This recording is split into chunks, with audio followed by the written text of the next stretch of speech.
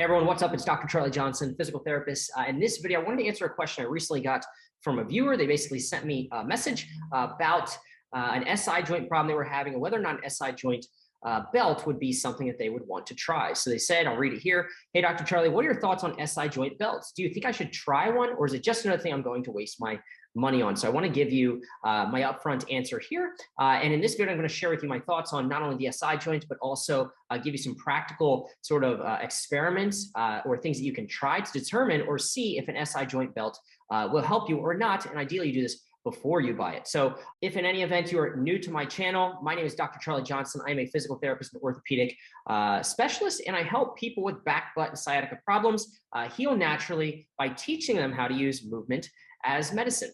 So if you'd like to learn how you can fix yourself so you can try to avoid pills, shots, and surgery, and or having to rely on someone else to fix you, and what I want you to do is just hit the subscribe button as well as the bell for notifications. This way you get notified when I go live every single week. All right, so let's dive into it and talk with you about what you need to know about the SI joint and specifically how to determine if an SI joint belt is something that you want to try, something going to help you, or something that's going to hurt you. Here we go. Okay, so will an SI joint belt help you? Here's how you can try it before you buy it. So in this video, I will cover what you need to know really about the SI joint and how we tell what's going on and or if it's the reason for why you hurt.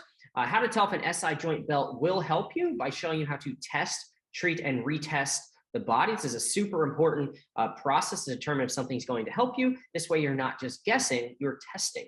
And again, this will clear up any misconceptions about SI joint pain and allow you to try it before you buy it and determine immediately if this belt will help you, make no change, and or make you feel worse. So I won't go into any specifics of diagnosing SI joint problems. This is a diagnostically muddy area. There's a lot going on. So what I would recommend is that you check out my Better Than an MRI DIY diagnostic guide. I will link it above to help you determine the most likely cause or source of your symptoms. All right, so real quick, here's a quick overview of the SI joint, how we assess it, and the theory behind why a belt might help or, again, hurt you. A lot of times people do things thinking that it can only help them, but they forget there's also a downside or a risk to doing things, right? Luckily, it's probably not that bad, but it could make symptoms temporarily worse. Look, do you have one-sided pain just above the level or just below the level of the belt line? Right there at the dimple area, you can see where that woman is pressing her thumb. And, you know, maybe you're one of the 18 to 30% of people who have this back sort of problem and aren't sure if it's the SI joint. Again, I won't go too much into diagnosing it. Check out that DIY diagnostic guide, but that's sort of a background of how common it is and kind of where most people feel problems. So the SI joint in pelvis is stabilized by ligaments. So we're getting to the theory here as to why it causes pain. Ligaments connect bone to bone. So if ligaments are stressed, right, there's this idea that, hey, this might cause you pain or problems. For example, SI and pelvic pain is believed to be common in women during, so pre and postpartum, so during and after pregnancy. And this is thought to be due to, this is the theory, right, hormones secreted during childbirth, right? Relaxin is one of them, which is released at the time or during the process of childbirth to make the pelvis more mobile or less stable is another way of saying it, I guess, for childbirth. But is this really true, right? So does laxity and instability of the SI joints cause pain? SI joints sort of get blamed for being unstable, right? Or in some cases being stuck. So on the other extreme, right, of not mobile enough. So look, there's this common belief. If we look at the research, I want to go back to sort of what we know. There's this common belief that laxity or too much motion of the pelvic joints increases in pregnancy. And that this hormone called relaxin is suggested to be one of those sort of factors that causes this, right? So an increase in this looseness or laxity is assumed to cause this, they say PGP, pelvic girdle pain, SI joint would fit within that. And the goal of the study was to determine whether or not the hormone levels of relaxin related to laxity and symptoms, right? So basically, look, here's what we know. The results indicate that this hormone contributes to laxity of the pelvic joints in pregnancy. It makes the SI joint less stable, but there's no evidence of this being correlated to pain.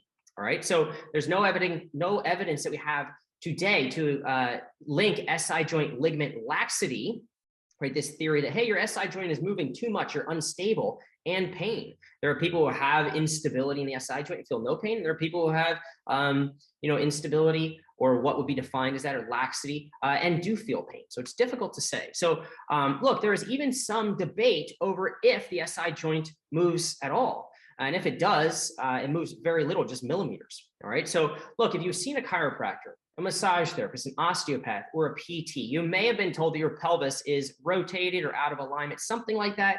And then based on, their specific assessment, they recommend a specific treatment. So if this, then that, right, to correct the problem. And look, if I had $1 for every time somebody told me this, a prospective client or patient or somebody reaching out to me, right, I'd be rich, okay, but not rich. So that being said, this is just a bunch of baloney, all right? And I'm gonna call this out. This is a systematic review. We have lots of evidence, but for some reason, that which we tell patients lags behind the evidence. We just don't listen to it. We just tend to confirm our own biases and keep going with that which we've been led to believe and don't challenge it, right? So we did a systematic review, which is basically a summary of all the latest evidence. So it's a high quality study, basically. And we looked at the reliability and validity of our ability to feel, right, during the assessment of people with back pain. So basically, reliability, sort of how, if we can agree about what's going on, and then validity, how well what we kind of feel or find or test actually measures sort of what's going on, right? So that's kind of a gross definition there. So look, results, a systematic review takes all kinds of articles, and then it takes the best ones, right? And then summarizes them to give us a snapshot of like, all right, we've got all this stuff, but what does it really mean? And the evidence suggests that reliability of soft tissue structure palpation, or ability to feel what's going on. So if you went to the chiro or the massage and I said, hey, you got knots here, this leg is longer than the other, or this hip is rotated, right? The reliability of it is super poor, meaning we can't agree upon between practitioners what the heck is going on. And it doesn't even probably matter because it doesn't necessarily correlate to pain. So reliability of these tests that we try to feel and assess what's going on in the assessment of people who have back pain or SI joint pain or pain in the pelvis varies greatly. So this is problematic, right? Because these tests are commonly used by manual therapists, chiros, PTs, massage therapists, osteopaths, things like that, right? To kind of figure out what's going on. And then they base their treatment upon these tests, which have no reliability and very, and poor validity in assessing what's going on. And therefore, they say the clinical utility is uncertain. So we're starting to question the use of these tests, right? And what purpose they serve in helping people like you. Here's another one, clinical test of the SI joint, right? This is another systematic review from, you can tell it's a little bit older, right?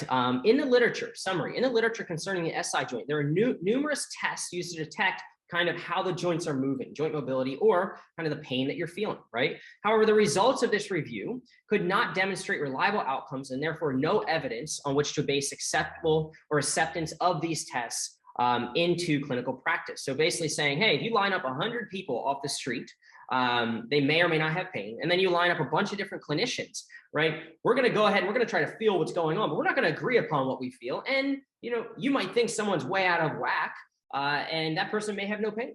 Or you may think one leg is longer than the other in this one person, and they may have no pain or all the pain in the world. So there's not really good evidence, again, for the agreement between practitioners, right, on what's going on. Person A, your chiropractor is going to think this is going on. Your massage therapist might think this is going on. The PT, something else. Really, it just depends on who you go to see for this problem, and that will determine what you're told is wrong with you. And obviously, then the treatment varies if we base it upon these tests, which really are kind of junky. All right.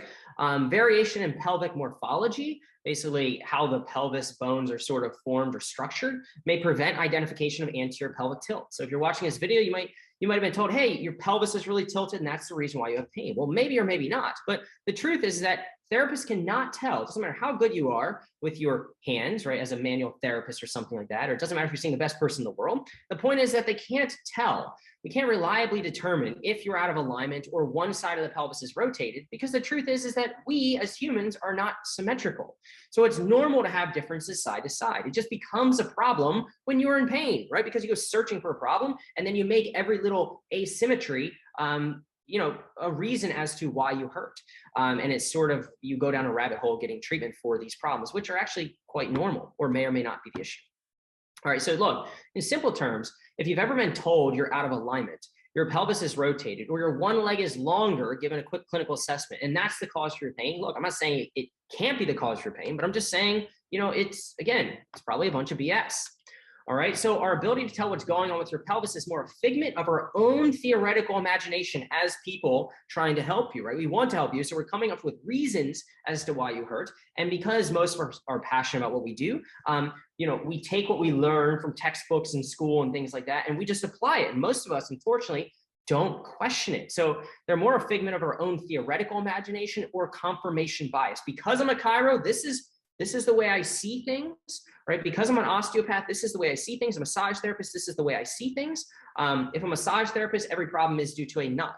If I'm a chiro, everything is due to something being out of alignment, a subluxation, right? And because the problem is if that's not the problem, if somebody comes to me and they're in pain and I can't give some justification for doing what I'm doing, an out of alignment issue or a knot or something like that, then guess what? Like, I don't work with that people, or I don't work with that person, or I don't have the tool to help that person. So when somebody comes, right, to us as practitioners, a lot of times we try to shove them into boxes, right? You need this. Oh, this is the way I see things, right? And yep, confirmation bias, that's what you've got. Yep, confirmation bias, that's what you've got. So be careful with that. It's not grounded in concrete reality. All right, so there you have it. All right, so look, it does make us sound smart, and you feel as though we know something you do not. So you keep coming back forever so that we can fix you. This is a problem. So look, anyways, if we can't tell what's going on with the SI joint, or even if it matters, then how can we tell who will benefit from an SI joint belt? Charlie, if you don't know if it's my SI joint, why would you recommend an SI joint belt? It doesn't matter. An SI joint belt is just an input. All right. So as I alluded to earlier, the theory is that you have an SI joint pain and that the SI joint and pelvis is unstable, whatever that means, and that using an SI joint belt will make things more stable. That's the theory. All right.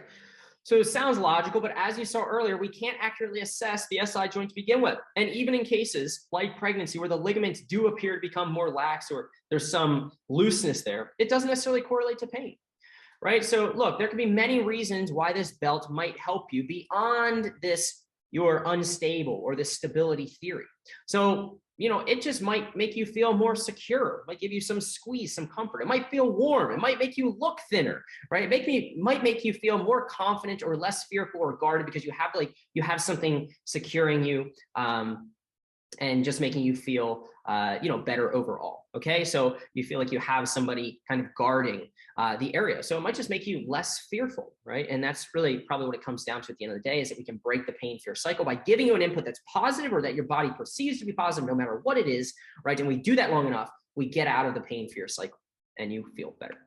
All right. So look, the truth is we just don't know a lot of different stuff about this. Okay. A lot of it's theoretical. I just want you to understand that, because a lot of people get caught up in what I call dogma. Dogma is this idea of like, hey, right, there's this person who's smarter than me, this authority figure, this doctor, this orthopedic surgeon, this chiro, whatever, and they should know all this stuff. And I always tell people, don't mistake an education for intelligence, right? Because the truth is that what happens is when somebody smarter than us, right, tells us something, we just accept it as a truth. And because we accept it as a truth, right, we go on and we behave in accordance with those things which we believe, which may or may not be true, right? So if we think that we're out of alignment or the one leg is longer than the other, what do? We wear a heel lift, right? And then we wear a heel lift for years thinking that was the problem, right? If we're told that we have this anterior pelvic tilt, right, or that our hip is rotated, we're doing these muscle energy techniques or activating these muscles or doing these certain stretches or strengthening our core, moving our hips a certain way, right? And we're going down this rabbit hole all because of something that we were told. But that may or may not have any bearing or any correlation to what why you're experiencing pain. So just realize that's dogma. And if you follow dogma, that what you're told and that what you believe, because that person who told it to you, you see them as a trusted authority and we don't question it, then you will find yourself at a lot of dead ends and a lot of frustration as you begin to heal from these back butt sciatic problems. Okay. So you want to get rid of all that. You want to challenge it and say, what if everything I've been led to believe up to this point is not true? And that will open up the box, okay, such that you're not just doing things for the SI joint, things for sciatica, right? You're actually expanding your possibilities and thinking different. That's the most important thing, okay?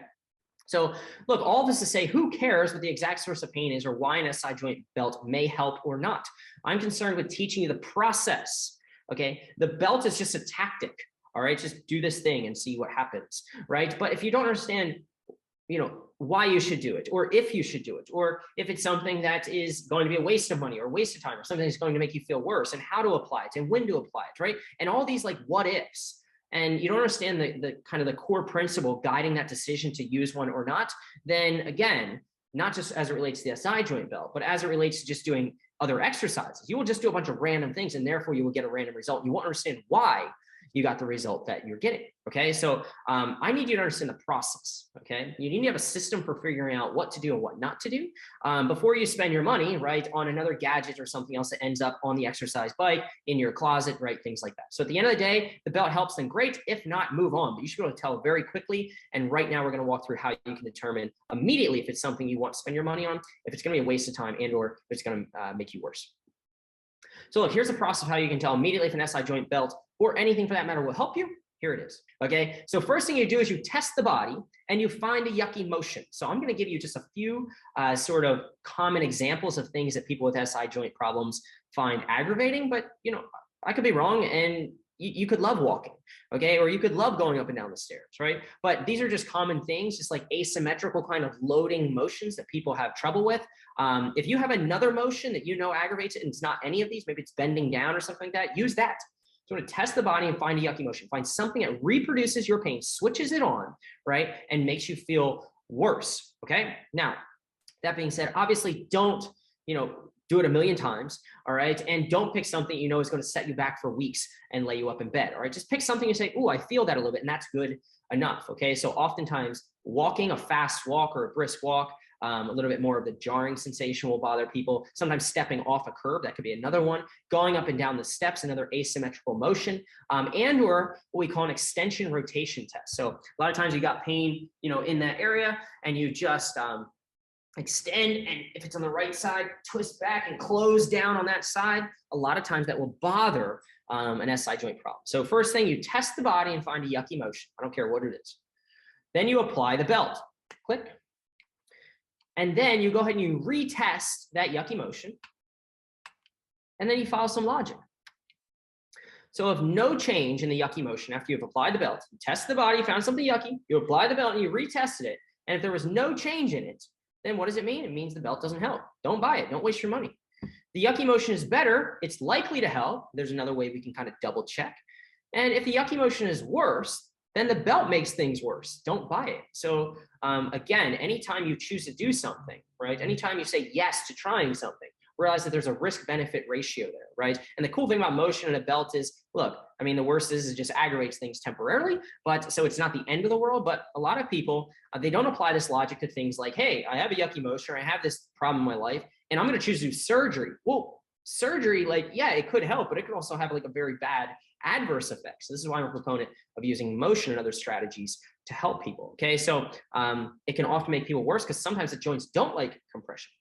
All right, so hopefully this makes sense. Now let's walk through it step by step so that things are crystal clear. Okay, so first, find a thick, wide belt, or grab two smaller belts or something like that. But the idea is that it's thicker. You can, put them together. So if it's not long enough or big enough, you can kind of make it longer. An old seat belt, not many people have that. A strap, it doesn't matter. You just need something to give the effect of compression and can be tightened down, right? I guess you could use a ratchet strap. That's really extreme, folks. I will not be held liable to put a ratchet strap around you, but I guess it's a possibility. Okay, so if you already have an SI joint belt, then sorry, you might be finding this video a little too late, but you can obviously use that. Okay, I think that's that. Yep. Once you have that, look, you're ready to begin testing. Okay, so we're going to start by testing the body, and the purpose is to find a motion in your body that reproduces or makes your pain worse. Now I know I'm kind of walking through this and going over things a couple times, just reiterating things because I want you to understand the process.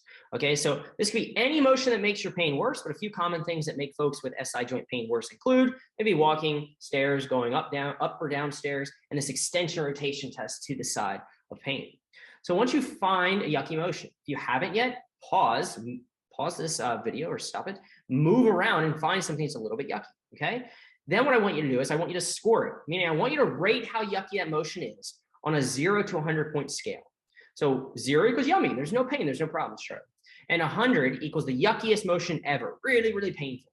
All right, so here's a visual for you. So if it's a 0, it's a yummy. But then you have, if it's yucky, ooh, it's painful. Is it low? Is it medium? Is it high? Charlie, it's low. Great. It's 10, 20, or 30. It's medium. Okay, is it a 40, 50, or 60? It's high, 70, 80, 90. So you want to keep that number in your head or write it down. You know, for example, let's just say we went up the stairs to nowhere, and it was a 60. Great. So now you've got a baseline. The experiment is ready to go because you test the body and you found a motion. Stairs 60, right? Now we're going to need to apply the belt. So next, you will apply the belt and strap. But people a lot of times miss out on this little detail. So instead of putting the belt on, like a lot of people show you standing up, put it on lying down. Just give this a try, see what happens here. And the logic is this. So we do this because when you're lying, right, there is no weight on the spine and pelvis. So the body is relaxed.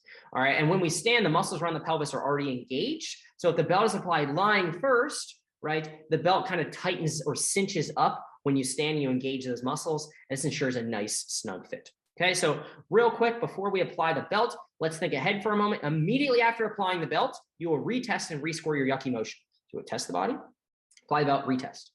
All right, so test the body, we already did that. We'll apply the belt here in a moment, and then we're going to retest the yucky motion to see what happens and then follow some logic.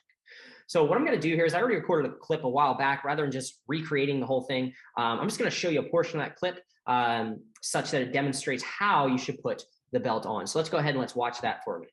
What you're going to do is you're going to, you can do this to yourself, but it's really just easier if you have someone else. And then what you need, now, you got a MacGyver. There's a little bit of creativity involved in here, but you need some thick belt, all right, with some type of, buckle on it, or an old, I guess, car seat buckle works really well, but who has that hanging around? You probably have something in the garage. or something like that. Maybe some type of yoga strap or whatever it is, an old belt that maybe, again, looked good many years ago, but now it doesn't. Point is that just something that can buckle or latch, and it's broad enough. If it's really skinny, it's not going to work too well, but it's broad enough to give some type of compression there. Okay? Or if you have an SI joint belt because you bought it and you want to use it kind of for this test, then do it. But apply it laying down. That's really important because as you stand up, the pelvis, the weight of the pelvis and the weight of the body splays it and opens it up. And if you put it on when you're standing up, it's not very tight. It doesn't give a really good kind of squeeze, and that's what we want to determine if this is going to help or not. So when you lie down, you take all the weight off the back and the pelvis. And what we're going to do is we're going to identify the front kind of bony landmarks. Yep, let it down completely if you can. Just on the front of the hip. So you'll be able to feel, you put your hands right here, you'll see some bumps. Pick the most prominent spot, and that's just a point on the hip. Don't worry about what it's called. We're going to use those as our landmarks, and the belt has to go just below that, obviously following all the way around. So it's not going to be on your lower back, all right? It's going to be down kind of the upper buttock area, all right? So go ahead, bend them up for me. I'm going to slide this under, so you would just slide this underneath you. Cool, let it down. And again, I'm feeling for those bumps. All right, bend it up just a little bit. Thanks. Ideally, you do it with the legs bent up. And I'm going to buckle it, or maybe you strap it or clip it, whatever, it doesn't matter. All right, bop it. Cool, let it down. Good, stay there. And now you're just going to cinch it up, all right? So ideally, you want the belt buckle or whatever it is you have to be in the center when you tighten it. One last little thing, I should have mentioned this. When you pick the motion, just make sure it's not a bending forward motion. Why do I say that? Because the belt will slip off, and then it invalidates the test. So it's got to be something standing, walking, stairs, bending, backwards to the side, but not something forward. Sorry, I forgot to mention that. So you find the point of the hips, you go just below that, and now I'm going to cinch it up. Cool. Pretty tight. That's very tight. Okay, pretty tight. So you don't have to go that tight, but you want to make it pretty tight, okay, so it stabilizes the hips. All right, so now go ahead. You're going to hold this like your tail. All right, roll over. Sit on up. And now it tightens even more when she stands because she puts weight and the pelvis wants to splay, but the belt is holding it together. All right, so we're compressing the joint. We're giving the joint stability. And we're seeing if it likes it. Okay, so you've got the belt on, and we alluded to the fact that we're going to retest the yucky motion. So go retest whatever you found to be yucky, right? And then rescore it using the scory scale. So if it was the steps, go do the steps again. If it was walking, go walk around your house. If it was going down the steps, go do that. If it was, jumping off the curb, whatever it is, okay, or this extension rotation, go do it. And then re-rate it, right? So given our example of going up the stairs, right, this is what the experiment looks like. So you went up the stairs, it was 60, done. Then you just applied the belt, right? And now you're going to retest going up the stairs. And you're going to say, okay, what is it? And then you're going to follow logic. All right, so look, if there's no change in the yucky motion, so if a 60 to a 60, right, the number didn't change at all, and the belt doesn't help, don't buy it. Now look, some people challenge me with this. Well, actually, almost everybody challenges me with this. They say, Charlie, like if there's no change in the moment, right, then maybe this is something like, how do you know, maybe it'll work next week. If I just keep wearing this thing, maybe it'll eventually help me. And I say, no, that's faulty logic. And here's why. As scientists, we only have what we can observe in the moment. And you do this every day, you would agree. So let's just say, right, that there's a light, okay? Got this light, okay? And the light is out, all right? And I replace the light with a new light bulb because I think that's the problem. And let's just say that I turn and I replace the light bulb, I screw it back in, and the light still doesn't come on. There's no change. The light didn't work before. I change it, I replace it with a new one, right? And the light still doesn't come on. What do you think the chances are that that light's just going to come on next week or 5 days from now or 20 days from now? Pretty much zero, right? Because we didn't see a change in the moment. Now, if the light lit up a little bit, just a wee bit, you could argue, hey, maybe it'll take some time to heat up. Okay, but the idea is that you only have what you can observe in the moment. So you would never say that about a light. If your electrician came on and said, hey, I fixed the light, I put it in, don't worry, it didn't come on now, but wait until next week, it'll turn on. You'd be like, hey, honey, we need a new electrician, right? So same concept when it comes to motion. If you're doing something, you don't see an immediate change, I don't care who you're going to see, and don't feel any better in the moment, then it doesn't work, and don't waste your time. All right, so same thing, real quick, just to reiterate my point and make this real as it relates to motion. Okay, if you go to see a chiropractor or osteopath, again, that's my training traditionally, very osteopathic, hands-on, right? And let's just say that you have, your neck won't turn. So you go here and you say, 50, if you want to use sort of the scale that I'm using, right? And they test it. And you want to see that get better because you're having trouble driving and turning your head and doing things like that, just in a lot of pain, right? So they would go ahead and you say, 50, ow, it hurts right here. Okay, great. So we're going to do this technique, right? And they go ahead and they crack your neck and start, and then you sit on up and they go ahead and they say, retest that for me, test, treat, retest, right? And you go, 50. Are you going to say, hey, that worked really, really well, let's keep doing that? Of course not. You wouldn't. But why do you do it with other exercises? When you start doing exercises on your own, or when you try yoga for the first time, or, why do you do that? If you wouldn't do it with the light, you wouldn't do it with the chiropractic example, right? When someone cracked your neck, it was a 50, they did something and it was still a 50, right? There's no way you would say, hey, let's keep going with that. That'll eventually work, right? Wouldn't make any logical sense. You'd say that didn't work. It's exactly what would come out of your mouth. So just realize if there's no change in yucky motion, the belt doesn't help. Don't buy it. So the reason I went in depth on that is because sometimes, again, your belief, right, of Charlie, like, there's no way, I'm just going to try this thing and see what happens, right? That thing will lead you to do a bunch of stuff, but just waste your time, right? And so I need to make it logical for you, okay? So look, if a yucky motion is worse, and the belt makes things worse, don't buy it. Don't buy into the no pain, no gain. If I do this thing and it kind of hurts in the moment, well, maybe eventually it will. No, if you do something that's negative, all right, and you multiply a negative 10% better times, right, 30 days, then it's going to be a lot of negative, right? The chance of you feeling worse if you do something that makes you feel worse in the moment over and over and over again is not good. Just kind of like we talked about here, if you have 0% change in the moment, right, you multiply that times 4 weeks, 5 weeks, 4 months, 4 years, the chance that 0% is going to go to anything better than that is very little. All right, look, if the yucky motion is better after you put the belt on, then the belt is likely to help. But here's what I'd do to double check, I'd reverse the process. All right, so here, if you're a super ninja and you're following along, this is what you would do. All right, so look, if better, the results could have been a fluke. Fair? So what I would do is I'd redo the experiment. So begin by taking off the belt, retest your yucky motion again. If the belt helped, it should now hurt again without the belt. So rescore it, lay down, apply the belt, and retest again. If better 2 times in a row, the belt helps, and there's pretty much very little question about that. So here's what it looks like, okay? So Let's just say you do the steps and they're yucky at a 60. You apply the belt. You retest and you say, whoa, it's a 30. It's 50% better. That's pretty cool, right? Seems like the belt helps. Great. Charlie says I should do it, but I should double check. So what I do is I remove the belt. I'd retest the steps. Oh, they're yucky again. 60. Great. Apply the belt. Oh, they're 30, 50% better. 2 times in a row. Ding, ding, ding, right? Evidence is building that it's something valuable. Better again. So here's what we've learned by doing this tactic, right? Or this experiment. The belt is a switch, and it's a good switch. Turns things down, I guess you could say, right? As far as symptoms. So look, stairs are yucky without the belt. Then we clip on the belt, clip, right? And the stairs are not yucky. Then we remove the belt and stairs are yucky again. So we put the belt back on and the stairs aren't yucky again. So we can turn it on and turn it off. And we've done it now multiple times. Pretty cool, right?